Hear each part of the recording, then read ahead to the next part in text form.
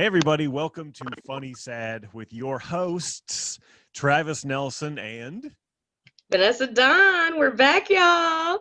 we are back. And once again, we have an amazing guest. We have Brad Upton. What's up, Brad? Here we are. How are you guys? Doing well, Brad. We're doing well. Brad actually was one of the comedians who helped me start getting paid for comedy. I hosted for him one time at the Tacoma Comedy Club, and I remember he pulled me aside and said, you're pretty funny. Do you work at all? And then he gave my number to a couple people, and since then, I pretty much was able to do it for a living until COVID. But yeah, Brad's a major player around Seattle. I think your bio says that you'd be on the Mount Rushmore of comedy around the Pacific Northwest, and I would agree with that. You're definitely, I don't know, Lincoln. What do you think, Vanessa? Which face? I don't know. Honestly, fun fact, Brad is the only comedian that I know that my dad has ever sent me a clip of. Oh, wow. That's yeah, cool. he was I'm like, flattered. he was like, check out this guy. He's funny. I was like, I opened for him last week, and he was like, oh, so you moved for a reason. Good job. So basically, opening for graduating college, that's the only time my dad was proud of me. So you go, Brad. Oh, that's great. That's wonderful. Also, I was wondering if you guys had a connection because of this, because Brad is not only a world-class comedian, but he also is a hurdling coach. Are you still working? I mean, I know COVID probably put the season on hold, right? Yeah, it did. We didn't have any track and field last spring. I mean, we did for 10 days, and then that was it. And then, but I do. There's actually a track club here in Seattle, and on Monday nights I meet some kids on Monday nights, and we hurdle all year round. Well, that's really cool. Yeah. Vanessa, Yeah, did you guys have that connection? Because I know you, Vanessa, weren't you in track in college? Yeah, I did that. And honestly, that was the only show I ever did, Brad's show, that they announced my PR numbers as my credits. They were like, Yeah. oh, who have you opened for? We don't care. What's your PR in the 200? And I was like, yeah. I knew this was gonna be well, that's the important. only audience that'll appreciate it. Exactly. And I was just like, this is dope. Yeah. Yeah, I hope I never do that show because my PR is not going to be impressive for anyone. You want to see me dunk? I could dunk. Yeah. Okay, Vanessa, do you have a tweet you'd like to start out with? Yeah, let's get into it. All right. Well, I'm the worst person in the world on Twitter, by the way. Oh, it's okay. No, you're not. One of our Trust favorite us. people, so we're gonna make it work. I still don't get Twitter. I still don't understand. I have to ask my wife how to find shit on there. Yeah, it's okay. it's not intuitive. I don't think it has to be. I think their whole business model is Donald Trump is the president and he's on Twitter, so people technically are going to be obliged to check out Twitter. Right, exactly. Touche. All right, what do you have, Vanessa? What do you got for Let's me? get into it. I feel like we should start with the sports tweet. Soccer is popular because poor people can afford to play and stupid people can understand it. Hashtag soccer, hashtag Sounders, hashtag MSL, hashtag Seattle Sounders. And I hate soccer, so I was like, yes. Yay! You guys both hate soccer? I mean, it's I hate it.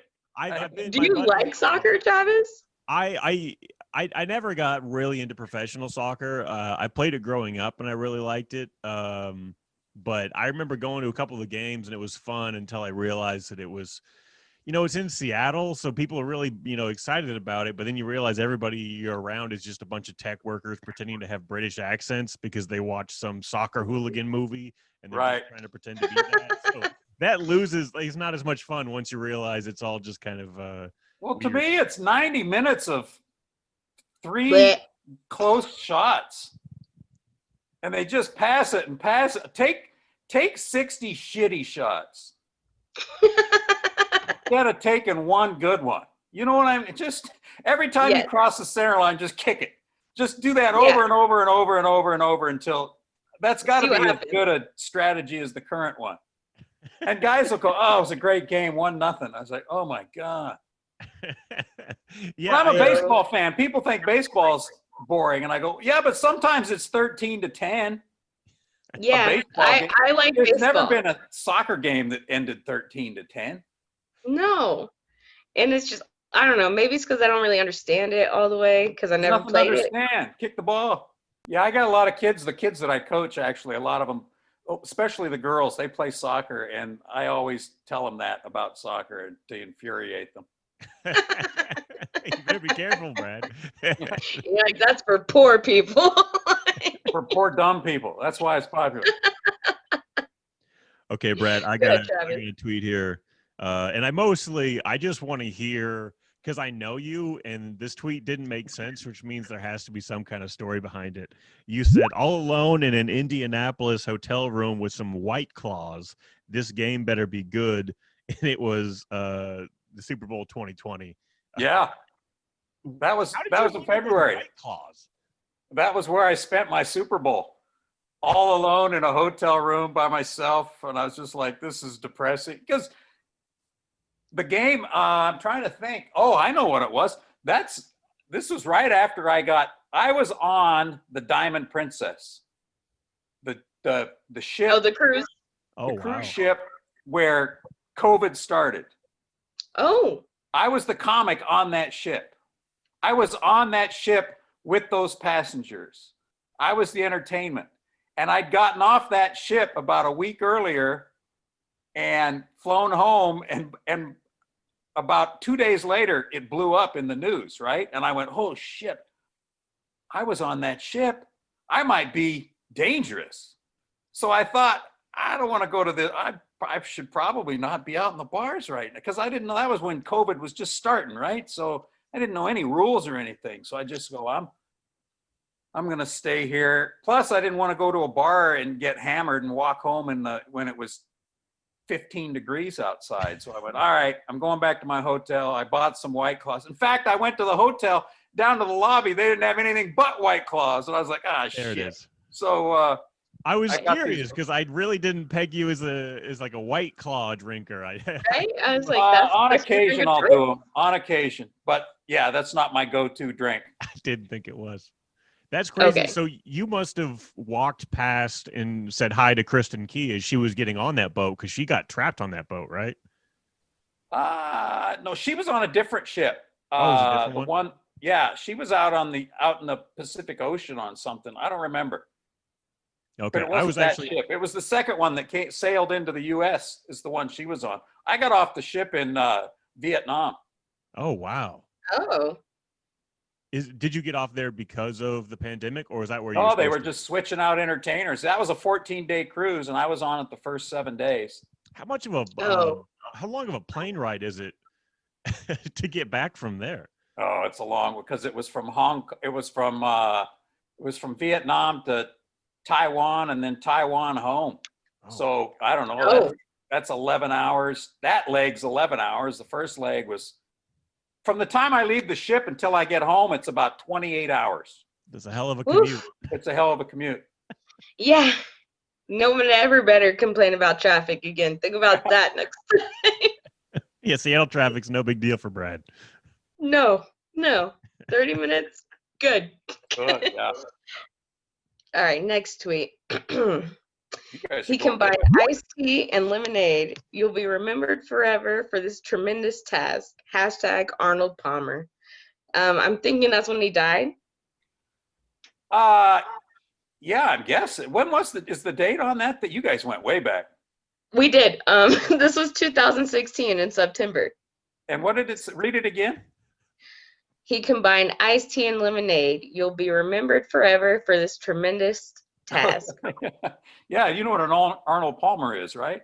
Yeah, the lemonade. Yeah. And I'm laughing at Vanessa for going 4 years back and be like, would you not remember what this tweet was? Like, Brad, what the fuck? You don't remember? At least mine was from this year. Yeah. I don't remember tweeting that, but it sounds like something. Yeah, because everybody was going on and on about all these Masters that he had won and how he had changed the game of golf. They went on and on, all these tweets about Arnold Palmer, and I went, no, man, it's that iced tea and lemonade drink. That's his. I also feel like that was his #1 accomplishment. Yeah. Like, If you put Like, whiskey in it, is it still an Arnold Palmer? Like, is there an alcoholic version of the Arnold Palmer? Yeah, it's called the John Daly.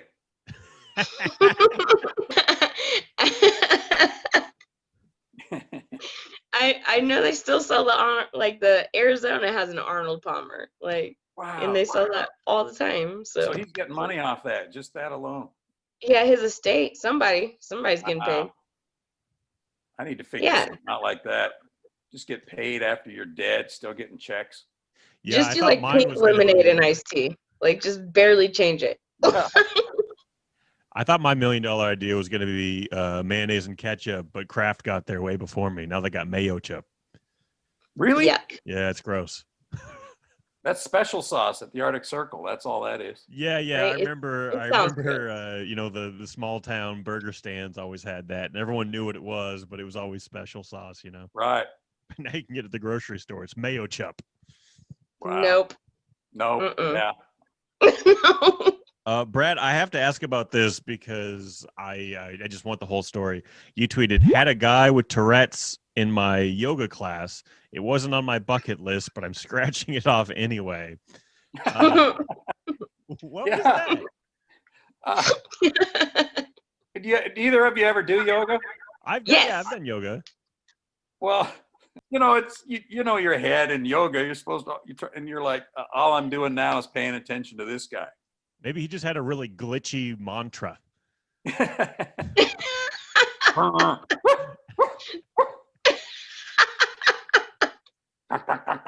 Yeah, it was so weird. I forgot about that too. Man, you are going back, Travis. Oh yeah.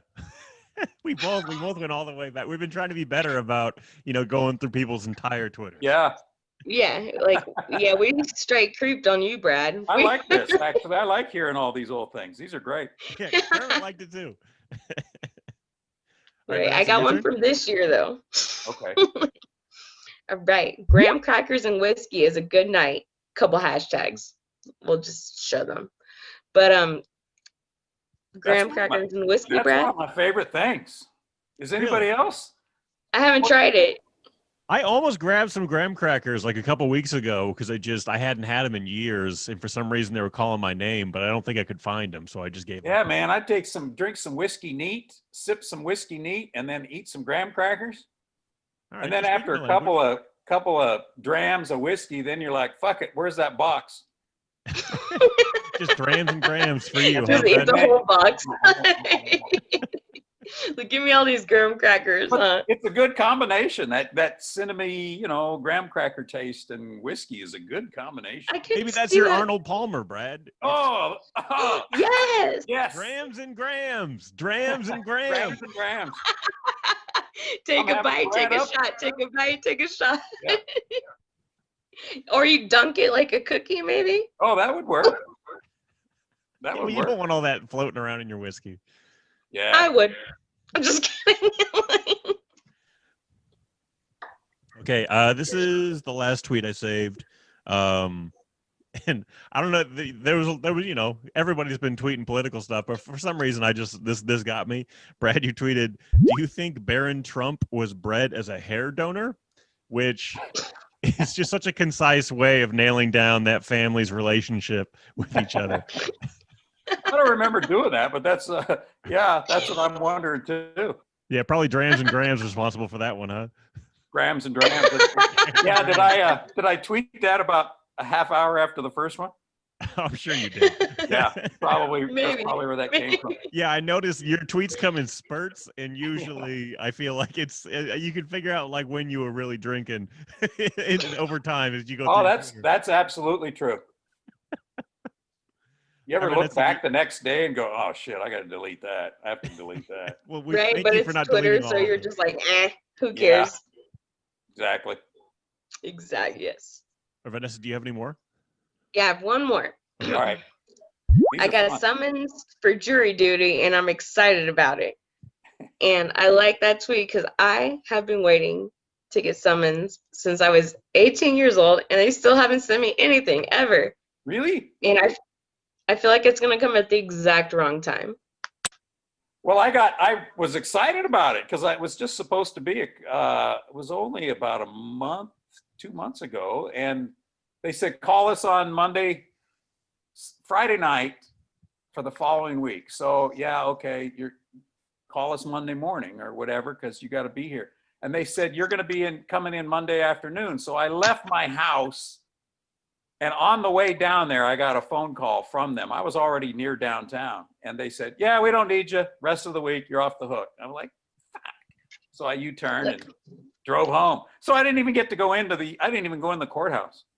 Oh, man. I know, I was looking forward to it, because every other time I got summons, I was like, shit, jury duty. I gotta say, Vanessa, you were excited for jury duty. I would be so upset if I got in there and you were on. Even you as my friend, I wouldn't want you on my jury. I'm like, Vanessa's back there making deals. I can't.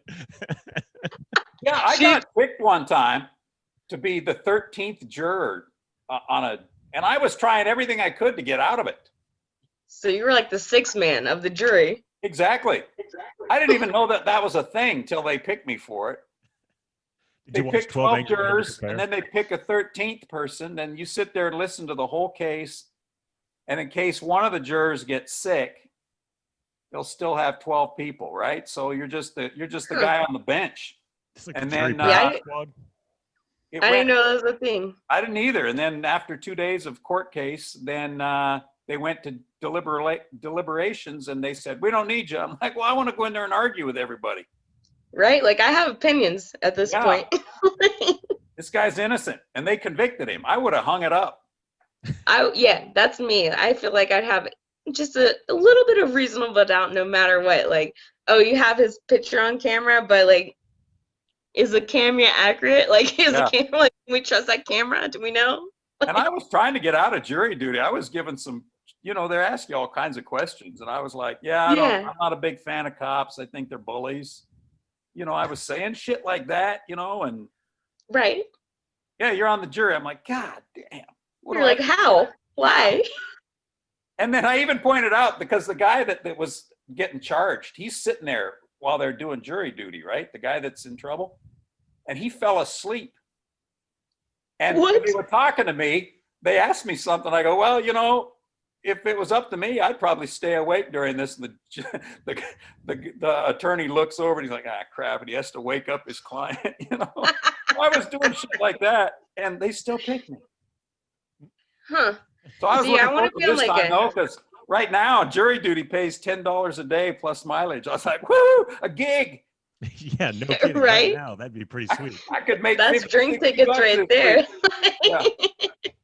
Brad, did you want to promote anything? I know you got 140, 150 million views on your dry bar. Is that something you're still? Yeah, sure. I mean, my whole special's on YouTube. You can watch the whole thing on YouTube. It's on Amazon Prime. So when people watch that, I get paid. It's not. I mean, it's a half a cent, or I don't know what it is. It's not even that. It's 1 cent per 60,000, or I don't know what the number is. But that's my only income nowadays. Is every quarter I get something from Dry Bar. So if you want to watch that thing over for the 12th time, please do. There you go, everybody. Check out Brad's Dry Bar special. Go watch it. I guarantee you're gonna laugh. And Vanessa, tell your dad hello. I will. All right. I will. Check out Brad on Instagram and Twitter at Brad Upton Comedy. Like and subscribe, and thank you for watching the video. See you guys next time. Dram and Graham.